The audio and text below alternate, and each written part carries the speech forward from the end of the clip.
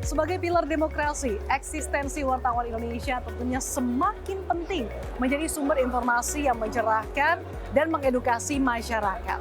Seperti tema yang diangkat dalam Hari Pers Nasional tahun ini, tentunya di tengah kontestasi politik, peran pers menjadi sangat krusial dalam mengawal demokrasi dan juga transisi kepemimpinan. Pada tahun ini, Provinsi DKI Jakarta terpilih sebagai tuan rumah penyelenggaraan Hari Pers Nasional. Dan sebagai bentuk apresiasi bagi insan pers tanah air, pemerintah Provinsi DKI Jakarta turut ambil bagian menjadi penyokong terselenggaranya perayaan Hari Pers Nasional 2024 di Jakarta.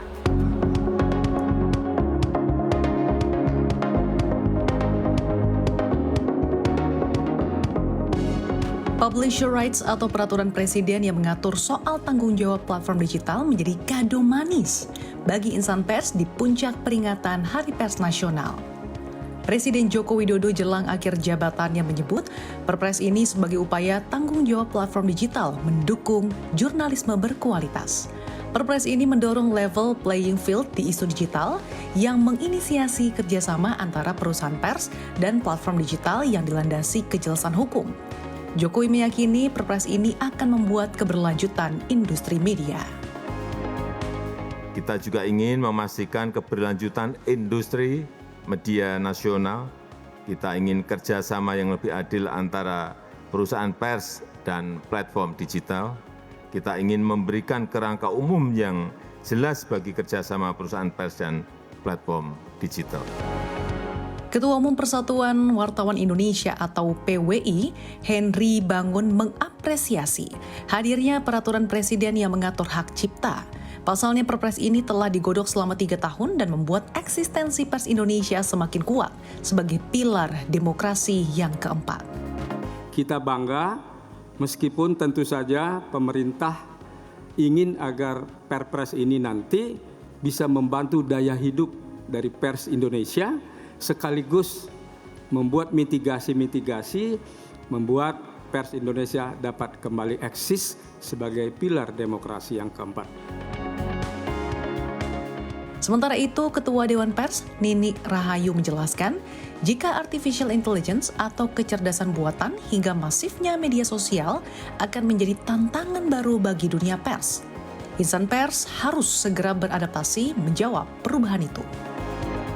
Belum lagi platform digital yang berubah menjadi medium raksasa yang mengambil alih distribusi informasi, di mana porsi periklanan diserap oleh platform tanpa disertai sharing revenue yang memadai.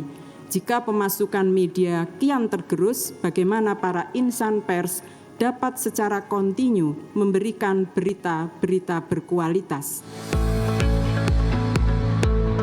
Puncak peringatan Hari Pers Nasional tahun ini merupakan sinergi antara insan pers bersama pemerintah Provinsi DKI Jakarta sebagai tuan rumah penyelenggara.